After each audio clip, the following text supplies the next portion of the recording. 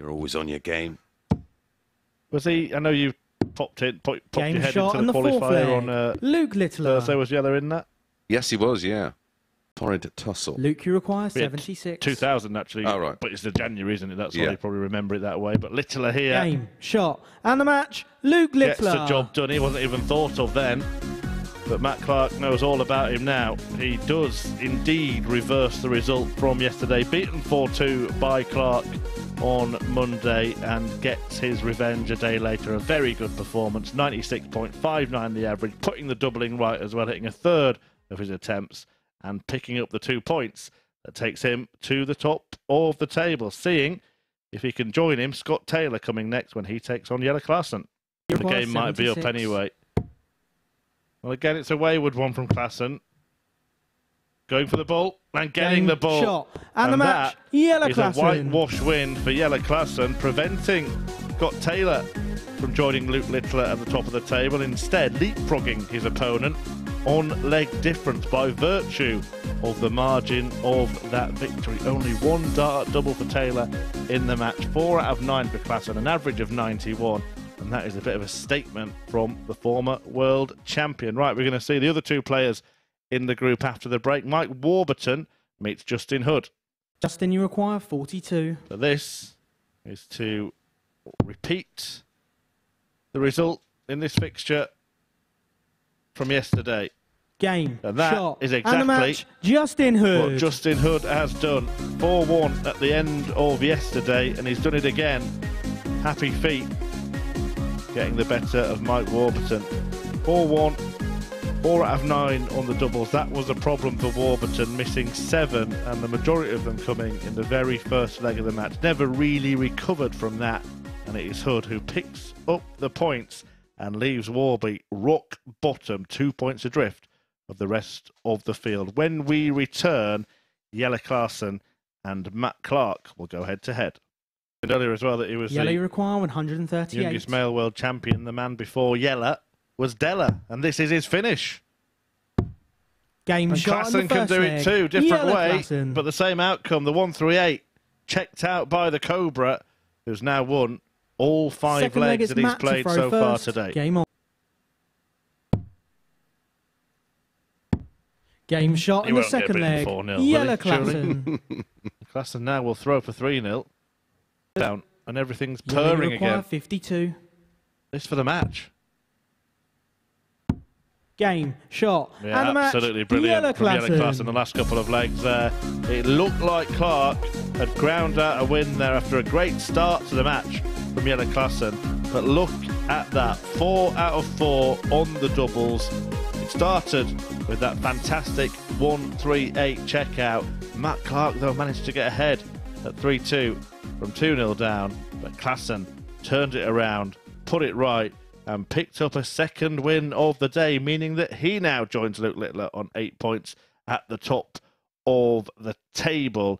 And Littler is back in action next. He takes on Justin Hood. Justin, you require 83.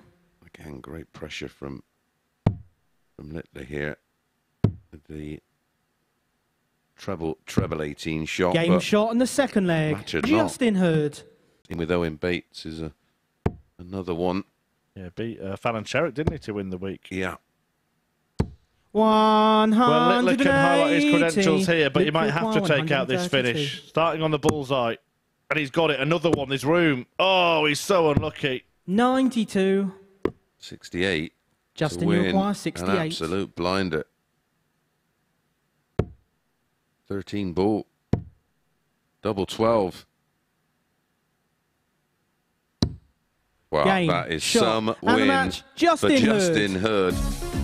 Luke Littler went so close for the second bullseye to leave 32. In defeat, he's averaged 102.35. But it's an against the throw win for Justin Hood, 97.58. Nearly a combined average of 200. 4 180s in the match. 3 for Luke, 1 for Justin Hood. But look at that finishing. 4 from 6, 66.67%. When we return,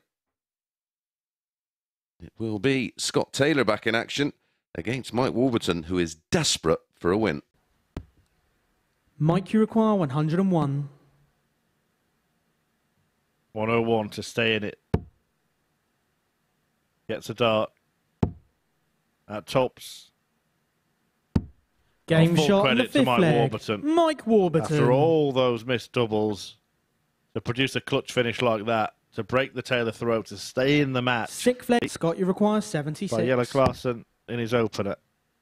Game, there it is. Shot. Scott and Taylor. The match. Scott Taylor Gets the job done, gets the game won against a wounded Welshman in Mike Warburton, who exits stage pretty quickly. You can see the gulf between the pair, but it was again early missed doubles for Warburton that maybe cost him when all was said and done. Has struggled in that department today and will have to put it right if he is to lift himself off the foot of the table, but it might already be too big a gap to bridge if he has designs on reaching finals night from this group. He's cut adrift at the bottom and is struggling for top spot. Coming next, Justin Hood and Jelle Klaasen. Whoever wins that will go outright top of the table. And this to finish it off. Game, shot, no trouble and at the all. match, Justin Hood. Justin Hood, who hammers Jelle Klaasen. A 4-1 success for the Glastonbury guy. And Happy Feet seems to be dancing up the table. In fact, he's danced all the way to the top of it. 10 points, the first into double digits in Group A is the Week 8 winner, Justin Hood, and that is some performance. 94 the average, 40% checkout success, including the 87, and it is all good in the Hood here at the Super Series. Scott, Never you seems require to know 100. whether the darts are in or not.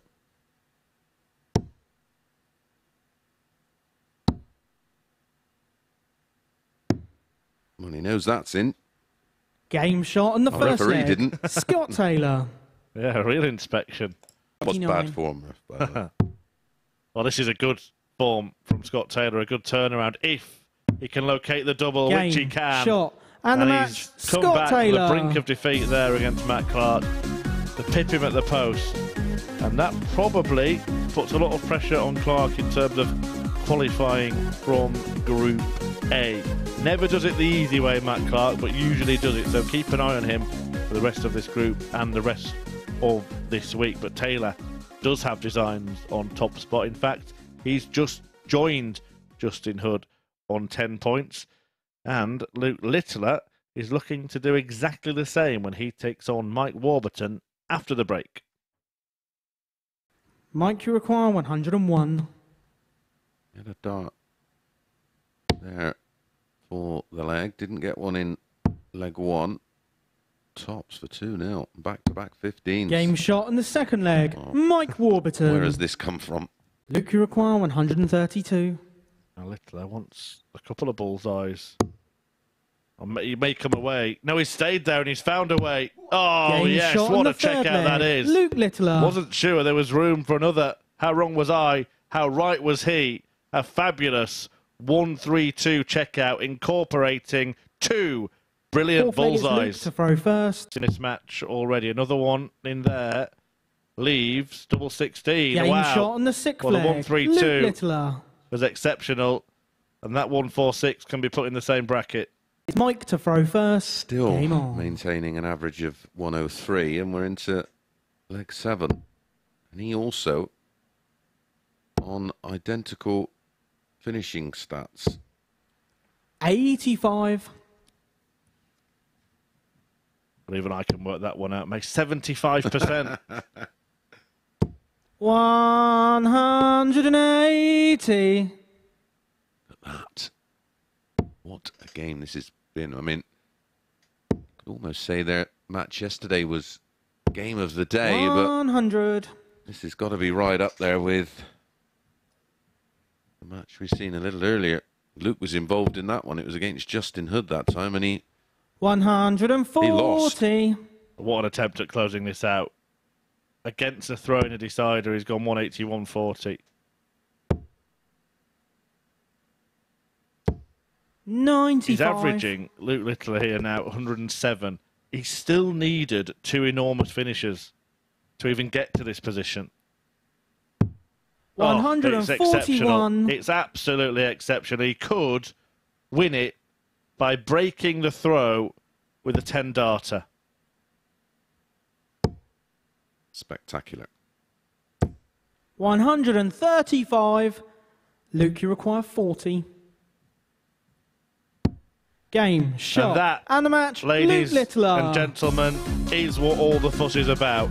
Luke Littler, a 16-year-old sensation, wins with a 10-dart leg, 4-3 against Mike Warburton in the match of the week so far. An average of 108, checkouts of 132 and 146 from Littler, who was 4 out of 5 on his doubles. Warby only missed 1 dart at the bull himself, but just in the end could not contend with that absolute excellence from the kid who is top of the class. The dart position in the hand, and that's not just because they're left-handed. No, I did see that when you said it. A slight bit more speed probably than Wadey as well. Oh, that's Game a great shot in the second leg. Matt Clark. It's the same one that he bust earlier, isn't it? So yeah. Will be a bit of a relief. Oh, Matt. Third leg is Matt to throw first. Left him hanging. Game on. Talk about being in the zone. Yeah. Justin, you require 100. So for a 4th win from 4. Game. And he's done it again. And the match, Justin Hood. Signs off with an 11-darter, average in the end of 99.39. And happy feet, he's edging towards finals night. He's going to be in contention. He's going to be in the race on the run-in on Wednesday, that's for certain. And right now, he is top of the table. I think we can cross Matt Clark off the list as a contender to top Group A now, but Justin Hood is firmly in pole position. He beats Matt Clark 4-2. Coming next, Jelle Claesson is looking to close the gap when he takes on Mike Warburton. Will he? Why not? Oh, Game he shot has. in the 6th leg. Absolutely sublime from Mike Warburton, who looks like a different player in the second half of today. The rub of the green that Warby hasn't had. 25. Things are changing. 8. Can he use that? Or is it too close? Game, he uses shot, it beautifully. And the match, Mike Warburton. And a sarcastic raise of the hands for Mike Warburton, who finishes with a 92.77 average. 15 scores of a ton or more in that match. And that beautiful 170 out. When we come back, well, atop of the table clash. The players in joint second position will duke it out. Scott Taylor takes on Luke Littler. Luke, you require 152. Yes. Game shot in the 3rd leg. Luke Littler. That's why we talk so highly of him. I mean, it's just the composure under the most extreme pressure, but he knows no different. 4th leg, it's Luke to throw. Treble 20 for starters. Double Game, 12. Shot. And the match, Scott Taylor. And Scott Taylor, once again, has Luke Littler for breakfast. A 4-2 success for Taylor, who found a way to beat this young sensation despite a blockbuster 1-5-2 checkout that seemed to turn the game his way. Littler could not carry on this little spell in the middle of the day, and it means Taylor goes 2 clear of him after all in this group have played 9. Level at the top with Justin Hood, who will play Taylor in a couple of games' time. Before that, though, Mike Warburton meets Matt Clark. That's coming right up. Don't forget, there is an interview with Kevin Painter on our Modus Super Series YouTube channel. You can watch after today's play as Clark Game shot in the 1st leg. Matt Clark. In a similar vein to how he played against Mike Warburton yesterday. Respect from Warby there, 11-darter. Same target for Warburton to wrap it up. Oh, way off. Game, shot, and the match, Mike Warburton. Yeah, think we're both just watching for any kind of words between them, but there weren't any. Just a handshake, nice and polite, well done, job done. A 4-2 win for Mike Warburton. That means that he is firmly in the race for a top 3 finish. Matt Clark, however, finds himself at the foot of the table. Our attentions will now turn to the top end of it as the top 2 go toe-to-toe. Justin Hood against Scott Taylor coming next.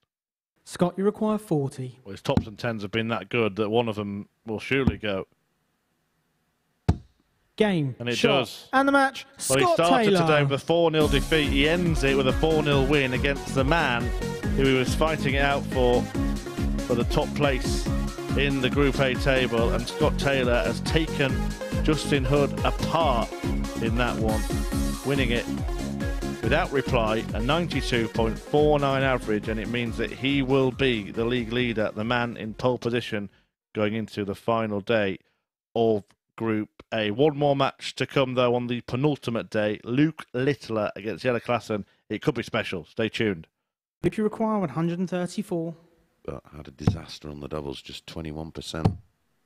Another huge checkout incoming. Game shot on the third leg. Losing Luke count. Littler. Well, 134, 132, 152. 146. 127. Might be adding another one to the ever-growing list. Wow. Game shot on the fifth leg. Luke Littler. This is the one-man finishing school. He's just done with Sixth leg is Jelle to throw first. Effort. Game on. 7. Luke, you require 84. Almost baffling that he's managed to lose a couple of matches the way he's played. But Game, that's all he will shot, lose. And the match, Luke Littler. He signs off with an 11-darter. And he signs off with a victory. 4-3 over Jelle Klaasen. And another 3-figure average from Luke Littler. 101.58. 15 points better off than Jelle Klaasen. 40% checkouts, 134 to go with all of the other enormous checkouts that he has produced today. And he puts himself firmly in the race to finish top of the podium come tomorrow and grab the all-important top spot to secure the first finals night place. Last thing to do today, then, is to see what Chris Mason made of it all. He is alongside Henry. Thank you very much, Murph. Well, me and Chris just spent the last leg just looking at each other thinking, what on earth are we witnessing here? Luke Littler, we've spoken so much about the bundle of talent he has. It's coming to the fore today. Yeah, well, when I joined you after the sixth match of the day, I felt like there was a big one in him, and well, there was a couple in the end, but the other performance where he averaged 108 was just blistering. And it's funny because Jelle would have, obviously he was best friends with Michael van Gerwen and would have watched Michael, you know, at a similar age and probably getting beaten in a similar fashion with that 11-darter to wrap it up with the 84 checkout. So it must have been a bit of deja vu for Jelle there. But yeah, when he's absolutely on it, he just doesn't look like he's going to miss. We haven't got time to show you every Ton Plus checkout he has. I'm actually here in my ear. We're just going to cancel checkout of the week competition because he's pretty much won it, hasn't he? But we can show you a couple of those key checkouts from early on today. This is against Mike Warburton in that fantastic match. And look at the position he was in the game when he hit this 1-3-2. Yeah, both myself and Murph thought he'll go the 42 tops route because it's an open target. But what was even more frightening, well, this was another one, is he very nearly hit another 1-3-2, the same route with 2 balls, but it was much cleaner on that occasion. And that's just the nature of the young man. That's how confident he is, and he plays with that confidence and freedom right now. And as I mentioned that VT, you look at the times he took those finishes out, they were clutch finishes. Yeah, and that's what makes it more impressive. You know, he's taken to a last leg decider there. Imperative he wins to keep in the mix in terms of winning this Group A, and produces best leg of the match, an 11-darter, and makes it look so casual. And when he hit the 180 and then went treble 20 and 20, it was 137, but the look of disappointment because he fancied the 9. Such is the standard of the Champions League. He's still not even top of the table because that belongs to Scott Taylor. So you can have a look at the league standings now. And again, you talk about him, lost that first game 4-0, and then the recovery he made from there was incredible. Yeah, well, each player is showing some tenacity, which is why they've qualified for Champions Week. Let's have it right. But the level of play at the moment is finding a couple of the players out, and they're falling a little short. The surprise for me is Warby. We certainly saw flashes from him today. I think when he just picked up his pace, he looked a bit more comfortable. I'm pretty sure that that's how it's going to stay in terms of Group C, so Klassen Warby and Matt Clark. But I think the winner of Group A is all to play for. We're going to have some finish. Talking about movers on moving day, Justin Hood, how impressive was he?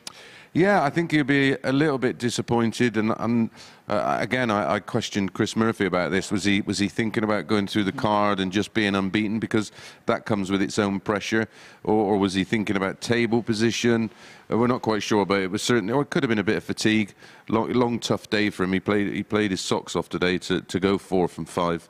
But right in the mix. This is going to be some sprint to the line tomorrow, isn't it? Yeah, you take a brave man to call it, but you know, I thought Hood at 10-1 was ridiculous value for money. Or sorry, was he 15-2 and Warby was 10-1? I thought one of those two could potentially put a sprint together like they've done today, and offer up an opportunity to win Group A. Well, we're going to find out the answer to those questions tomorrow morning here at the Modus Super Series. Don't forget, we're back at 9:30 on both the Modus Super Series YouTube channel and on Sporty Stuff TV to see who the first name is going to be in Saturday night's Champions Night here at the Live Lounge in Portsmouth. It's going to be good fun to find out. And if it's anything like today tomorrow, well, we're going to see some scintillating darts. Bye-bye for now.